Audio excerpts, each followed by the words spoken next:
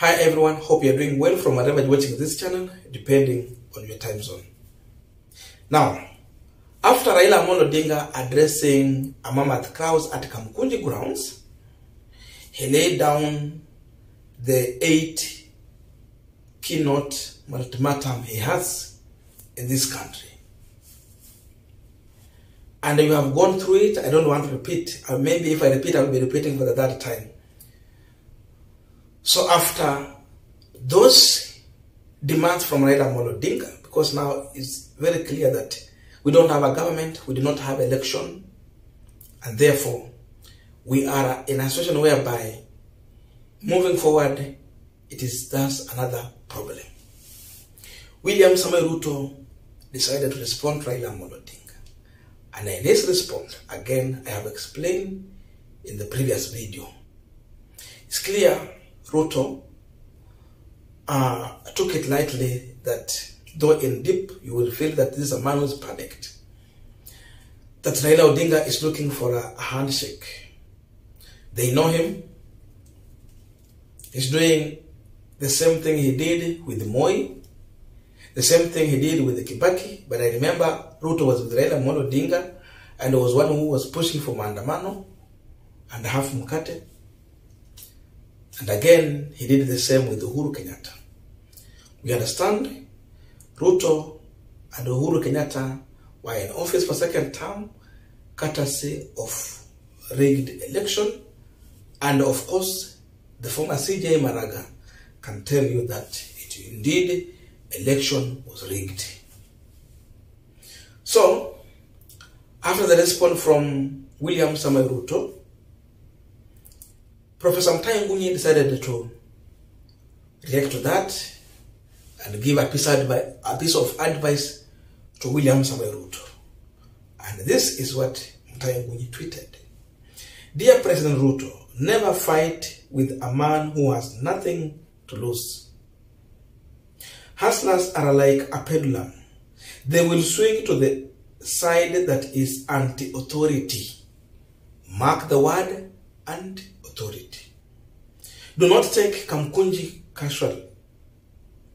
Revolution starts in a small instance, little by little, then they acquire a life of their own. Kama amini mambo yenye Mutahi Ngunyi anasema, then he can compare notes with the current president of Sudan, among other countries that has gone through the same. That's the truth of the matter. So what is Mutahi Ngunyi trying to say here? Before we respond, just a quick request. For those who are watching and you're not subscribed, I'm still humbly requesting you to subscribe. To our 10 subscribers, I must say thank you so much. And again, to all our viewers, please give this video a thumbs up. Thank you, and back to this discussion. Now, Ruto is out of the country. He will be back after 3 days. He has kept himself busy to deal with other matters. But again, as he leaves the country, there is a momentum that has been created. The perception is developing. And yes, political is taking another angle in this country. This issue was also started by Raila Odinga. It was started by William Samoei Ruto, where he said he tried to sanitize the IBC of commissioners. He created Wafula Chebukati to look like a saint. But Wafula Chebukati is the worst person living in our daytime. So he started the war. And Raila Odinga now responded. So it is picking up. What is Mutahi Ngunyi trying to say here? Hustlers are like pendulum. So it will swing any side. Especially if you have the side that is anti-authority. So which side is the anti-authority as of now? That's Azimio side. They did not form the government. So what are they trying to do? They are trying to checkmate the government. Raila talked about overtaxing Kenyans.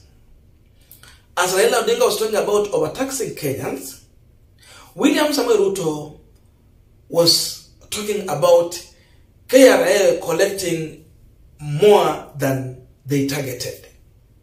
The question is, does they understand how KRA get to bring this money?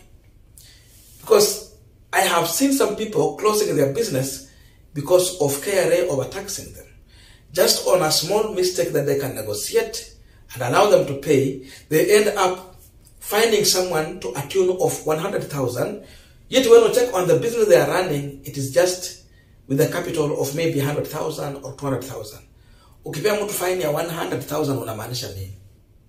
Then Ruto is actually enjoying and celebrating that KRA has brought in money that is even beyond our target. He don't know that already, in as much they have collected good money, this money has removed someone from business. A family is going to sleep hungry.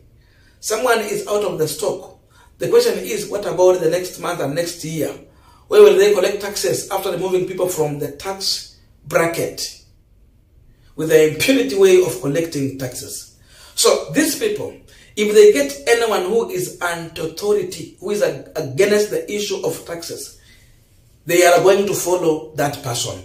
Whether they voted for him or not, they will never go with the government side, because government will be seen as an authoritative and a kind of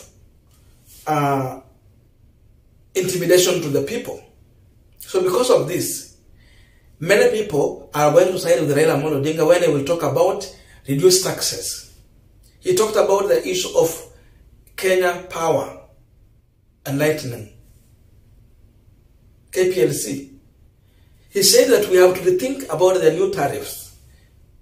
We have to revise them and think if we will take or think otherwise. People are agreeing to that. So he again talked about overtaxing people. People are agreeing to that. What does that mean? Ruto had the hustlers the other day, but now the pendulum is swinging to the other side. The person who seemingly is coming out to defend them, it is the Azimio side. And because of this, all the mamambogas who are paying taxes, all the border, the hustler, poor, are going to go on Raila Odinga's side, including those who voted for William Ruto. Because Raila will be seen as a defender of the oppressed, and the government, led by William Samoei Ruto, will be seen and viewed as the oppressor. So anything Raila Odinga will tell these people, they can easily buy into it. And you can see, look at the crowd that Raila Odinga had on a short notice. It was massive crowd. So you cannot ignore. And now, look on the response from William Samoei Ruto to do with the issue of price of unga. Ruto want to literally make Kenyans stupid. He thinks so. But they are not. They will never, and they have never been. Ruto is saying that when Uhuru Kenyatta left office, the price of unga was at 230. That was a fat lie. The reality is that Mheshimiwa Uhuru alipoacha ofisi, the price of unga was retailing at 100 shillings. Lakini wakati Ruto alikuja kwa ofisi, the price of unga went shooted back to 230. Then because he removed the subsidy. Now wakati anatuambia kwamba unga ilikuwa 230, he should tell us where was the subsidy and why did he remove the subsidy. So after removing the subsidy, the price shoot back to 230. Then from there, it has reduced now to 180. So ametoa tu 50. The question is, why is he not bringing it even lower than 100 that Uhuru left the price of unga? We still remember Uhuru Kenyatta for leaving the price of unga at 100. Ruto is saying that they have now reduced to 180. Jameni. From 100, you take it to 230, and then you bring it to 180. Do you think we are stupid? Surely. Don't lie to us, please. Give us a break. The difference between 100 and 180 is there. You can see it's 80 shillings higher, not lower. So William Ruto should bring the price of unga at 80, 60 or 70. Then from there, we will be where we were before Corona.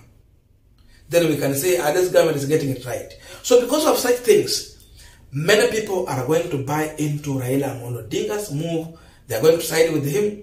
And that's the direction they are going to take. That's why Mutahi Ngunyi is telling William Ruto, don't take it little or make it look like a joke. He has to come out and serve Kenyans diligently.